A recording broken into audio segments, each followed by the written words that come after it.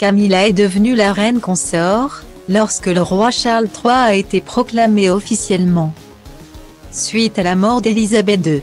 Une évolution assez folle lorsqu'on se souvient de comment a démarré l'histoire pour Camilla Parker Bowles.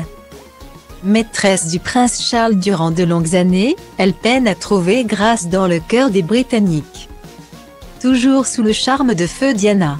Mais alors qu'on l'a vue mal à l'aise à plusieurs reprises devant les coups de colère du roi Charles III. Que se passe-t-il en coulisses? Les signes astrologiques de Charles et de la reine consort dévoilent un couple émotif et très physique. En effet, le roi Charles III, natif du Scorpion, et Camilla, native du Cancer, font tous les deux partie de la famille des signes d'eau, ce qui leur confère une réelle harmonie et une parfaite compatibilité. Leur passion commune, l'émotion. Le couple est avant tout une association mouvante et passionnée. On ne s'ennuierait donc pas du côté de Charles et Camilla, on aurait même plutôt le cœur sans dessus-dessous. Un océan d'amour donc entre ces deux êtres, mais avec ce que cela entraîne, de grandes et belles vagues ainsi que des lames de fond. Très vite entre le roi Charles III et Camilla Parker Bowles, les émotions sont fortes et la compatibilité physique n'est pas approuvée. On se souvient notamment des discussions chaudes que les amants s'échangeaient et qui avaient fait scandale en 1993.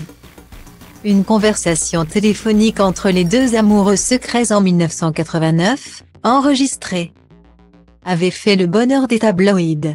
Je veux me sentir tout contre toi, sur toi. De haut en bas, dedans et dehors, entendait-on notamment de la part du fils d'Élisabeth II. Oh, mon Dieu, je voudrais vivre caché dans ton pantalon, ce serait beaucoup plus facile de te voir. Ajoutait-il. Que vas-tu faire? Te transformer en une paire de culottes? Lançait alors Camilla, sa maîtresse. Je pourrais, Dieu me pardonne, me muer en tampax, lui déclarait-il.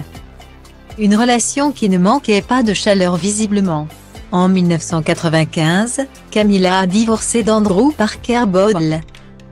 Après 2 enfants et 22 ans de mariage, et séparé de Lady Diana, le prince Charles finira par dire oui à la rivale de son ex-épouse. Le 9 avril 2005, 35 ans après leur coup de foudre. Et dans l'intimité.